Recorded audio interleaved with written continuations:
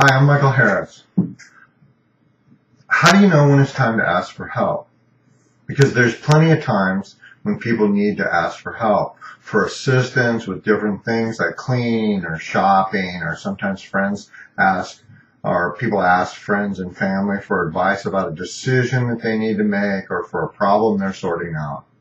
But when is it time to ask for the really big things like dying and addiction and cancer or illness and disease?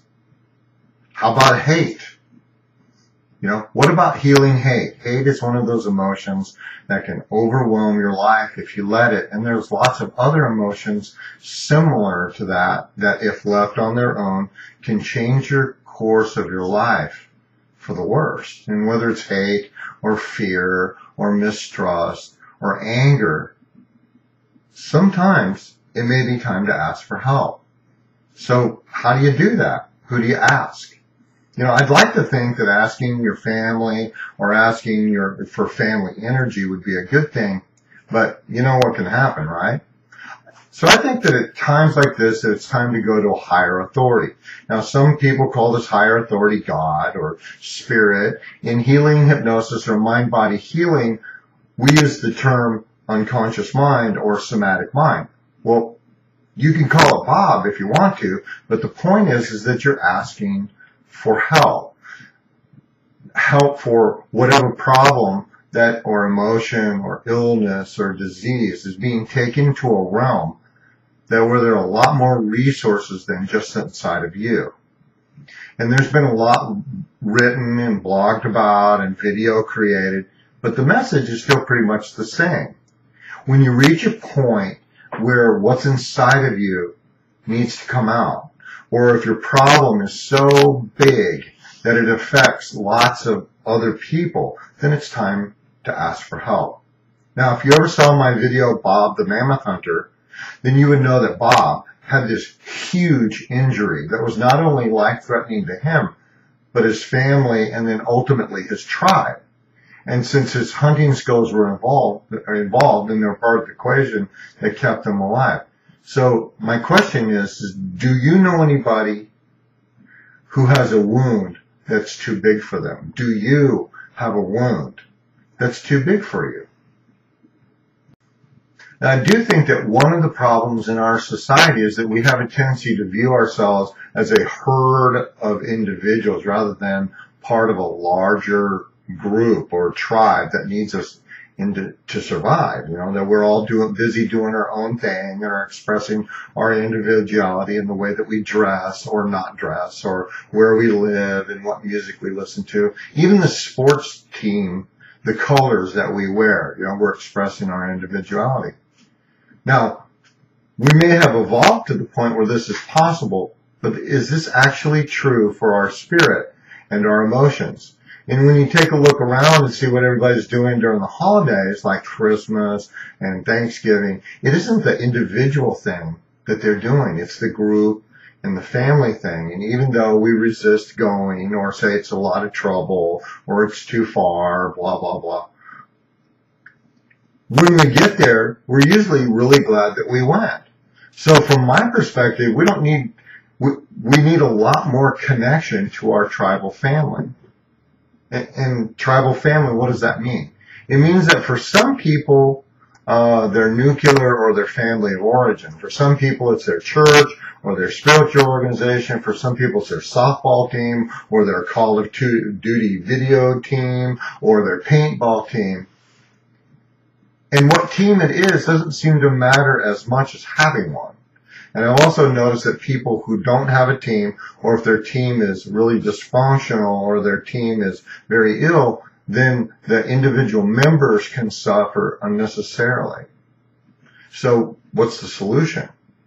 Do you treat the individual or do you treat the team? Or do you treat the family or do you treat the business? Now, I think that the answer is yes. Yes, treat the family. Yes, treat the individual. Yes, treat the business, and treat them all at the same time. But how do you do that? So our current society, there are really very few places where we can go where it's actually acceptable where you can go and take your whole tribe with you to go be healed, either collectively or through implication, because the whole tribe took part in the healing.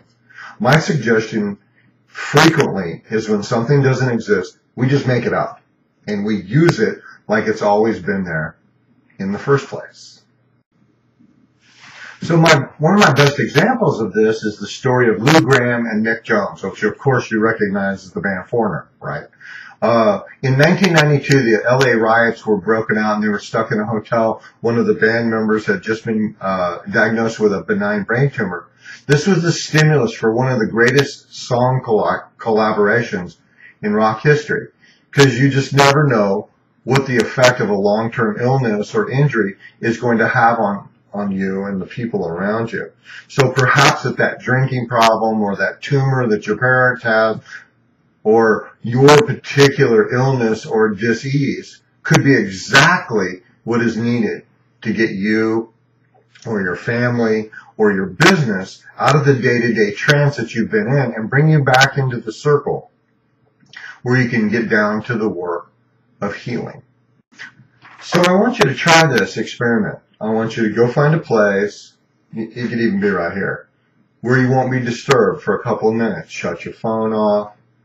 And think of that something that you've been trying to fix your whole life, a repetitive problem like smoking or drinking or out of control weight gain, bad jobs, crummy relationships. You know what I'm talking about. Okay, got it? So what I want you to do is I want you to take a deep breath in. And I want you to count down from 10 all the way down to 1. And you're going to go to a quiet place. You can close your eyes if you want to.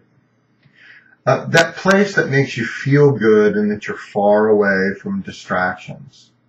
And I want you to see yourself bringing in all the people that you can bring in to help you. Your parents, your siblings, your relatives. It doesn't matter whether they're alive, living or not. Ask for your spirit guides or your helpers or your angels and your healers to come in. Whatever matches your belief system.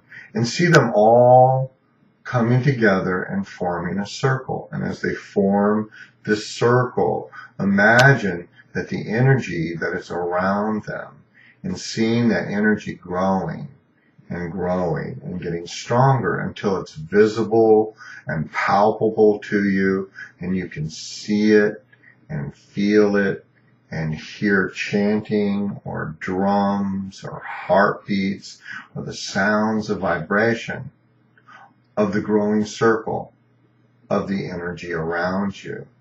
And feel yourself connecting to the people in the circle, around the circle, and connecting to the center of the earth. Kind of like the way aspen trees, they're all part of the same root system. And although they're individual trees, they are part of their own grove of trees or their whole forest or even a whole wilderness that make up the same root system. And as the people connect and as the connection gets stronger, I want you to see all of the negative energy and illness and disease and bad luck and circumstances and karma being drawn out of the people, out of yourself, and see those things being pulled down into the center of the earth. Now see that energy being transformed at the center of the earth and sent back up and into the next person of the circle who shares the energy in the circle. And just continue doing this process with each person until it feels like each person and all of their negative energy or illness or disease has been transformed and siphoned off. And the wounds are cleaned and dressed and beginning to heal. And when the time feels right, just allow yourself to come back. Come back to this space and breathe. Each week, I'll be doing another video that addresses another aspect of the mind-body healing connection. Thanks for watching, and be sure to subscribe to my blog and to my YouTube channel. Thank you.